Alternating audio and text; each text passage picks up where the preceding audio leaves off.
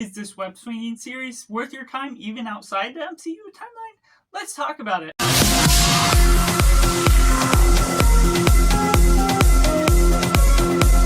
Hello and welcome to Cinema, where we focus on the film. I'm Josh, this is Simply Cinema. Let me know down in the comments below. Have you seen all of Your Friendly Neighborhood Spiderman? Is it good? Is it bad? Or somewhere right in the middle? Let me know all your thoughts, be respectful, and keep it spoiler-free so we can just all personally recommend for those that haven't been able to see it yet. And taking it right into the synopsis. Taking place in a different MCU timeline, we follow the heroes and villains of the Spider-Man as he gets his origin story told in a whole new way, adding in so much balance as he becomes your friendly neighborhood Spider-Man. And taking it right into positives, Your Friendly Neighborhood Spider-Man did a pleasant surprise being based on something that wasn't in the MCU, being originally meant to be in that formal timeline, showing the origins of Peter Parker. And despite the fact that we aren't getting the origins being shown for what we get out of Tom Holland's MCU Spider-Man, there's something about the show that still builds up the energy,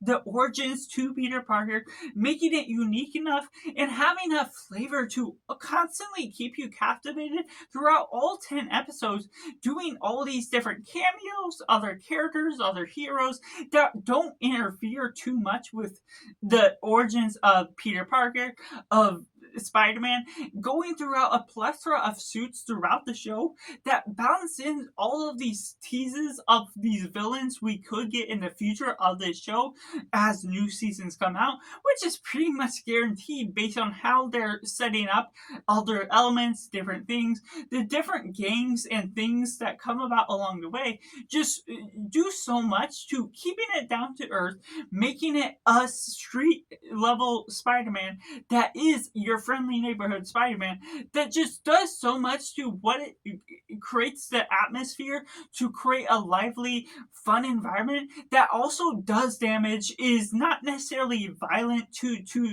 much of an extent, but it can become violent and enough of a strong, elevated show that adults will be more loving what is done with the mature content that is coming out of it, while keeping it comical in the way they're building up the comedy, but also the comic book strip editing that they can come about throughout some of the show, doing some comic book panels or other things that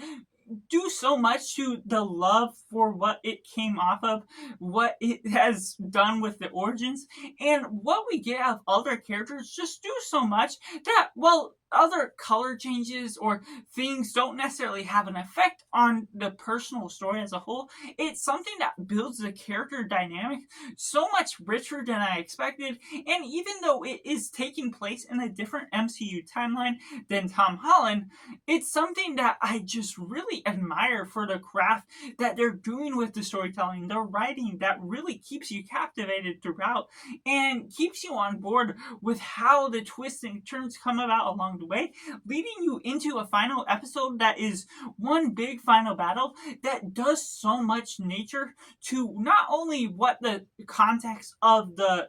prior episodes unfold as, but also connecting the first episode to the last episode in a way I won't spoil, but do so much in the nature of what all makes sense to how things get set up, how things take place in the first place, that just makes it a fun first season that feels rather contained within the context of the show as a whole. And so the conclusions, the way they tackle all these different characters in a nice organized fashion, is something that does so much service to what this series has to offer without and throughout its colorful scenes that it does as a nice animated show.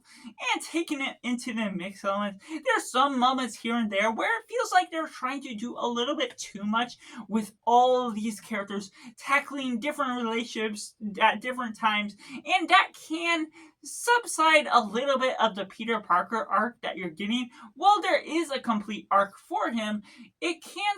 take away from some moments where you get a little bit more. Maybe they're trying to set up a little bit too much at too much times. It still flowed nicely. That didn't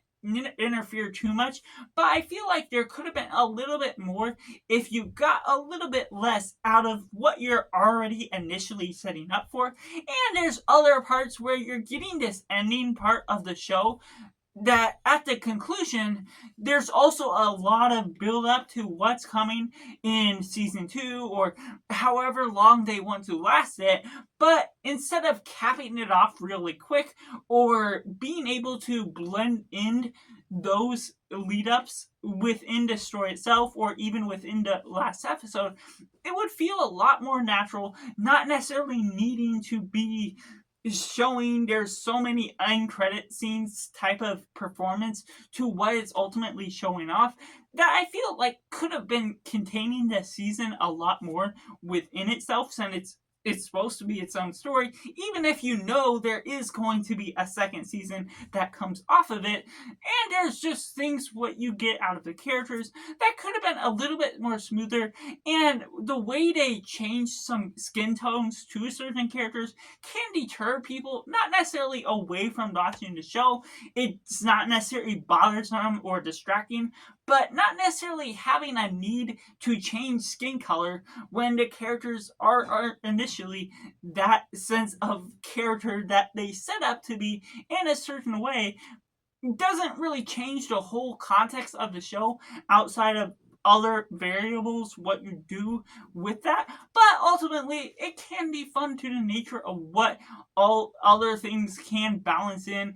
a different way, just showing that it's a different universe but not necessarily always needing to be different in every sort of way that they're focusing in on. And throughout the season, there's some awkward teenage drama just going on with this being a high school show, going through freshmen. The different goals and careers that they're chasing after can be a little bit weird, and things about Spider-Man questioning how much energy he has before school in order to do all of that, and after school, the energy of a high schooler doesn't become fully engaged with what Peter Parker can fully do. But that's also a context where you don't necessarily always take things to the fullest extent, believe everything that's going to come about throughout that, and so you do have to subside expectations or substance of believability to the nature of what the show has to offer, and depending on what sort of comedy you are into, this could be a little bit more on the awkward side, but making more sense to the context of what the story has to hold, since they are in high school after all. So that's just my personal review for Your Friendly Neighborhood Spiderman, which I surprisingly have a simply 8.5 out of 10. Let me know down in comments below what you think of Your Friendly Neighborhood Spiderman. Did you like it? Did you not like it? Or is it somewhere right in the middle? Or if you're going to check it out now that I put out my review, or if you're not going to, make sure to like this video if you enjoy it. Subscribe if you haven't already to join in film culture community where we talk about the love of cinema as a whole. So that's just all, and make sure to do yourself a favor and go watch a movie.